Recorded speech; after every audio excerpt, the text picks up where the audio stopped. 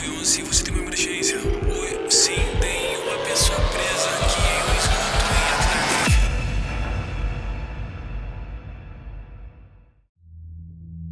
E aí, Iwu Crew? Hoje estaremos explorando 3 casos inacreditáveis de pessoas desaparecidas, descobertas em circunstâncias extremamente bizarras, que vão deixar você se perguntando como é que coisas assim podem acontecer.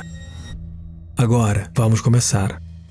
O primeiro caso que temos para você hoje é um que você pode ter encontrado em manchetes recentes. Embora possa não ter percebido o quão estranha a história realmente é. Por volta das 9 horas, em Delray Beach, na Flórida, na terça-feira, 23 de março de 2021, vários transeuntes caminhavam pela Atlantic Avenue. De repente, eles pararam porque algo parecia estar errado, embora eles não tivessem certeza do que poderia ser a princípio. Então, eles ouviram o barulho abafado do que parecia ser alguém gritando. De algum jeito, a voz parecia vir de embaixo da rua. Um pedestre percebeu em choque que alguém devia estar preso no bueiro, embaixo da movimentada via pública de Delray Beach. Percebendo que algo estava muito errado, eles começaram a gritar, pedindo ajuda. Outra senhora viu a comoção enquanto ela dirigia pela área e, com a janela de seu carro abaixada, ela ouviu a pessoa presa gritando. Esta mulher ligou para o 911 para relatar a situação bizarra. Ao ser informada de que alguém estava preso no esgoto, a operadora do 911 pode ser ouvida perguntando o que está acontecendo. No fundo da ligação, a mulher que está presa no bueiro pode ser ouvida gritando para aqueles que a encontraram. Ela grita que não está ferida. 911, você tem uma emergência? Oi, sim. Tem alguém preso em um esgoto aqui na Avenida Atlantic e a Rua 11. Me desculpe, tem alguém preso no esgoto? Há uma senhora presa no esgoto, sim senhora. Ela não pode sair e está pedindo ajuda. Como ela entrou lá? Não tenho certeza, não sei. Ela estava apenas gritando, pedindo ajuda. E a senhora estava caminhando e eu tinha minha janela aberta, eu estava dirigindo e ela ouviu gritando. Nós ouvimos gritando então. Tudo bem, temos ajuda ainda em caminho. Você pode ver algum ferimento visível nela? Ei, você está ferida? Não, ela não está ferida. Ela simplesmente não está usando roupas. A polícia e os bombeiros de Delray Beach responderam ao chamado e começaram a tentar mover a tampa do bueiro para ver o que estava acontecendo lá embaixo. A essa altura, uma pequena multidão tinha se reunido no local. O que encontraram dentro do esgoto foi uma mulher nua, de 43 anos. Usando uma escada e ganchos, a equipe de resgate conseguiu obter acesso ao esgoto de 2,5 metros de profundidade sob a estrada e cuidadosamente tirar a mulher de lá. Quando ela finalmente foi elevada ao nível da rua, a multidão reunida aplaudiu. A mulher parecia relativamente ilesa, embora desidratada. Danny Muschella, do departamento de bombeiros, disse que foi muito difícil para a mulher se levantar e finalmente não conseguiu ficar em pé sozinha. Muschella descreveu que ela estava muito suja. Ela tinha alguns ferimentos superficiais. Seus joelhos estavam muito machucados. Quando foi levada para o hospital, a mulher explicou aos policiais como foi que ela acabou presa no esgoto em primeiro lugar. Documentos oficiais revelam que ela alegou aos policiais que ela tinha nadado em um canal que ficava próximo ao complexo habitacional onde morava seu namorado. Enquanto nadava, ela disse que achou uma porta na parte rasa do canal que dava para um túnel. Ela então ficou curiosa para ver onde o túnel levava. Depois do primeiro túnel, a mulher encontrou outro, e depois outro, e logo percebeu que havia se perdido e não conseguia encontrar o caminho de volta novamente. De acordo com documentos policiais, a mulher afirmou que dentro dos túneis encontrou uma lata fechada de ginger ale que ela bebeu. Mas atualmente não se sabe se ela comeu alguma coisa enquanto estava presa. No início, se acreditou que a mulher tinha ficado presa no esgoto por alguns dias, talvez um pouco mais.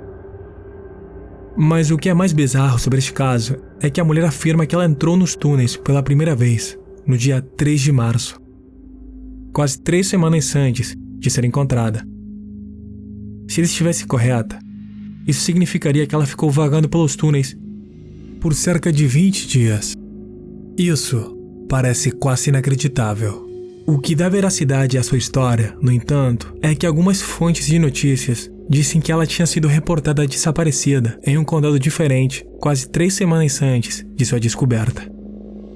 A mulher finalmente encontrou seu caminho para fora quando viu um vislumbre de luz, que viria a ser o bueiro, do qual ela acabou sendo retirada. A polícia diz que ela viu pessoas passando pela rua e decidiu se sentar e pedir ajuda. O porta-voz do Departamento de Polícia de Delray Beach, o oficial Ted White, disse que os policiais presentes no local concordaram que este evento foi com certeza o incidente mais estranho ao qual eles já responderam. A situação da mulher poderia facilmente ter se tornado crítica se a área tivesse recebido alguma chuva significativa ou se ela tivesse entrado em um esgoto menor, o que poderia ter resultado em seu afogamento ou ferimentos graves.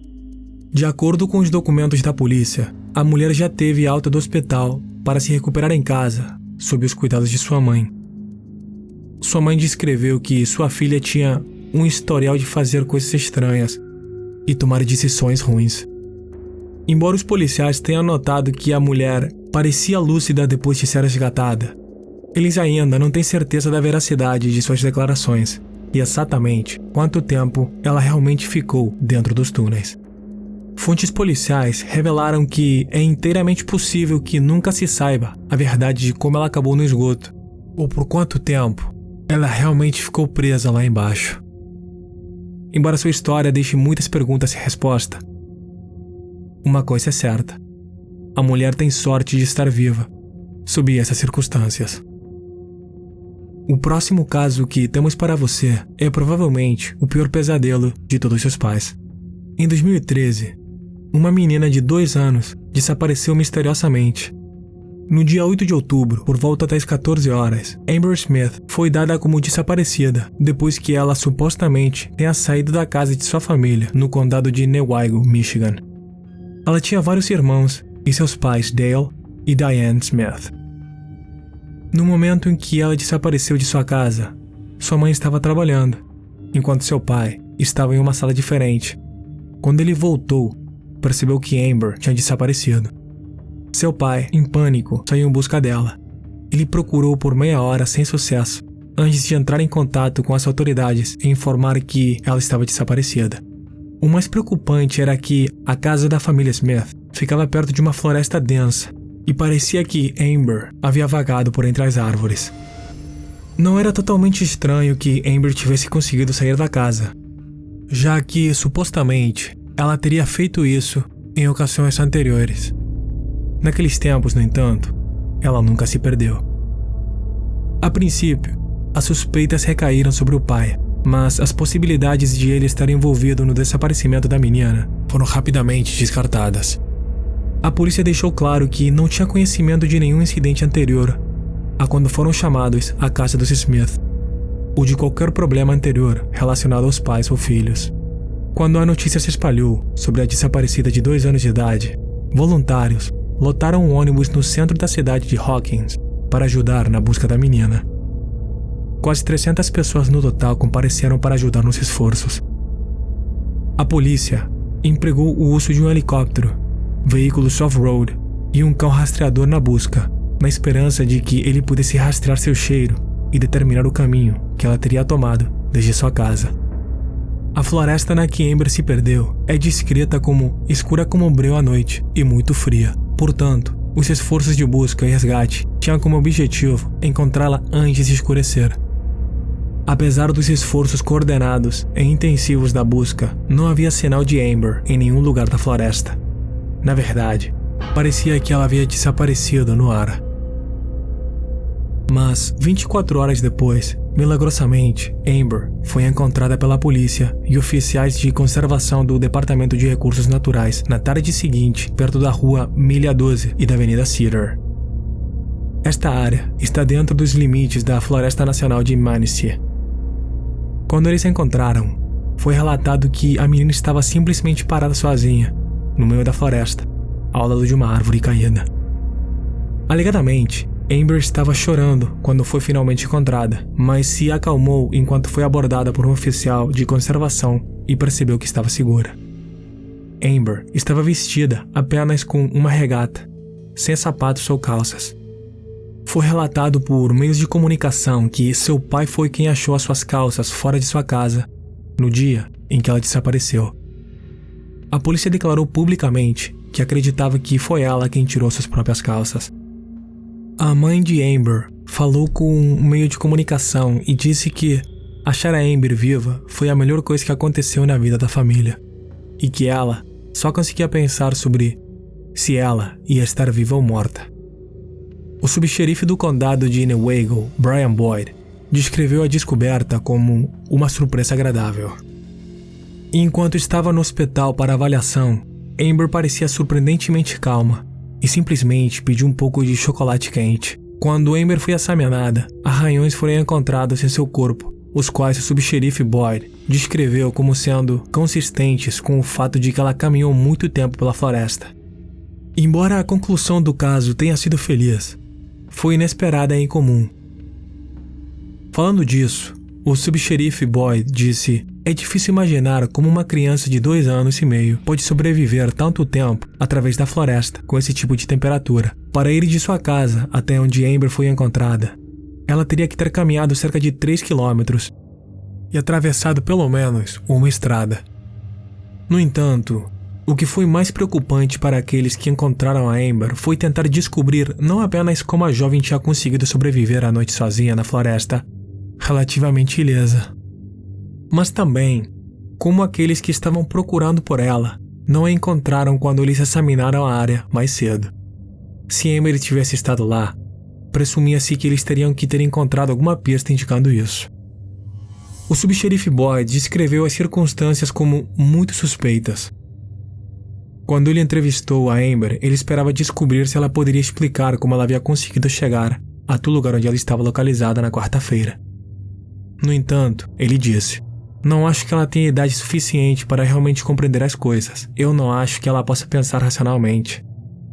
Os pais de Amber têm uma teoria própria, a qual eles acreditam que pode explicar como Amber sobreviveu 24 horas sozinha na floresta fria e escura.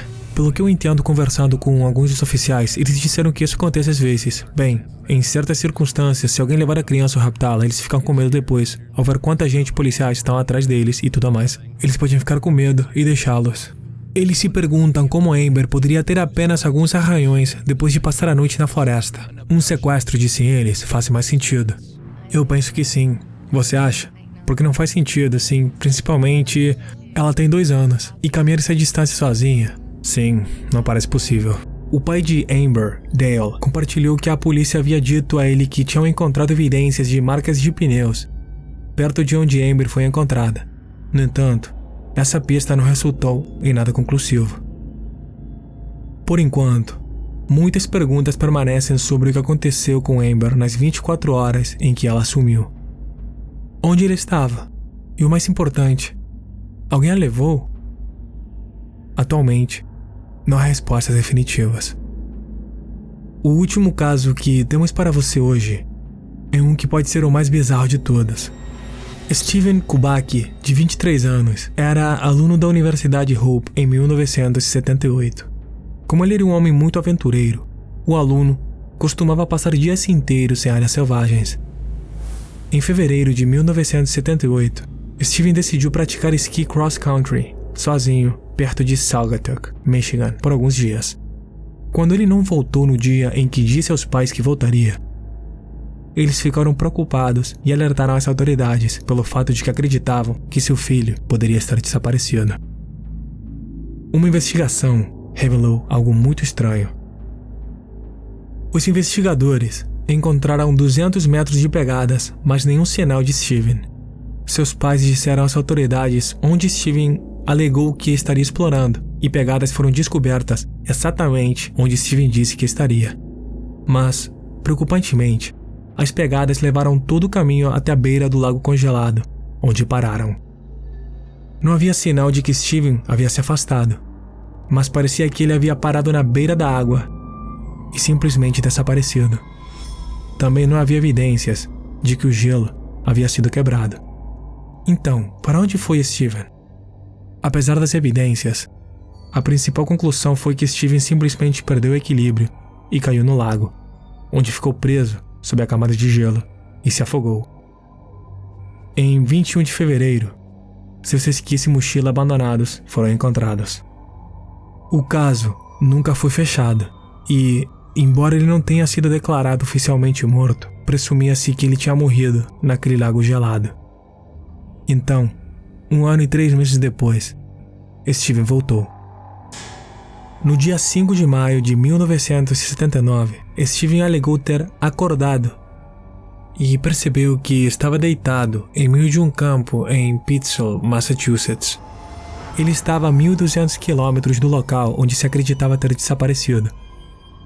Mais tarde, ao falar com repórteres, Steven disse que quando acordou, descobriu que ele estava vestindo roupas estranhas, que não eram suas, e que tinha uma mochila com ele cheia de mapas, que ele supostamente tinha interpretado como significando que ele tinha feito muitas caminhadas ou viagens desde que ele desapareceu.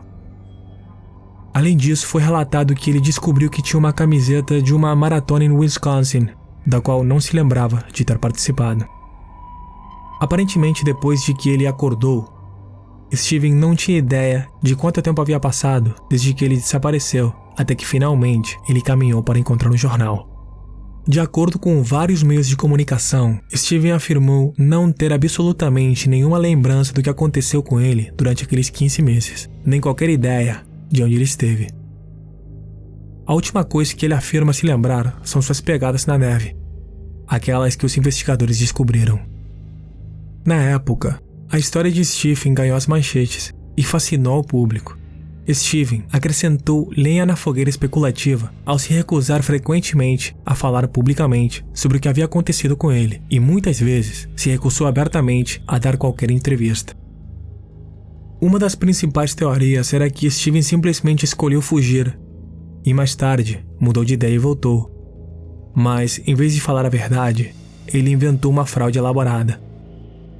Na estranha ocasião em que Steven falou com repórteres, ele insistiu que não tinha razão para fugir de sua casa. Steven disse que, antes de embarcar em sua condenada viagem de ski cross-country, tudo em sua vida estava indo bem. Ele disse: "Meu pai ia transferir a casa para mim. Tive 3 cursos na escola e nenhum problema. Deixei um romance na Alemanha. Não tinha problemas com as meninas. Eu tinha um emprego estável com o jornal Holland Sentinel." Ele também reiterou que não tinha nenhuma lembrança do que tinha acontecido nesses 15 meses. Tem havido muita especulação sobre o que aconteceu com Steven. Algumas teorias são mais bizarras do que outras. As possibilidades de OVNIs e abduções alienígenas foram lançadas, bem com a chance de que Steven tinha batido a cabeça e sofrido danos cerebrais, ou que ele desmaiou por mais de 1 ano e vagou pela vida como outra pessoa. A intervenção divina foi posta como uma explicação possível.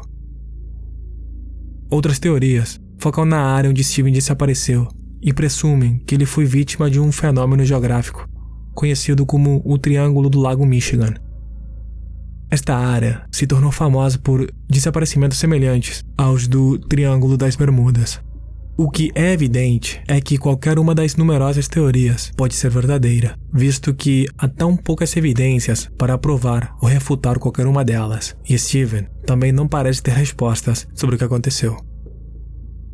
Steven acabou voltando para o lago na tentativa de trazer de volta todas as memórias sobre o que aconteceu com ele, mas ele disse que enquanto estava lá, nada voltou para ele.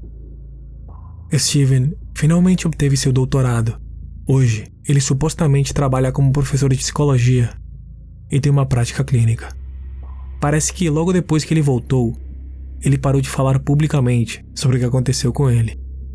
Será porque ele simplesmente não consegue se lembrar e quer seguir em frente com sua vida? Ou existe uma chance de que Steven lentamente tenha se lembrado do que aconteceu ao longo desses 15 meses e os eventos sejam muito perturbadores para ele reconhecer publicamente? Talvez nunca saibamos a resposta. Até hoje, o estranho desaparecimento de Steven Kubacki nunca foi resolvido.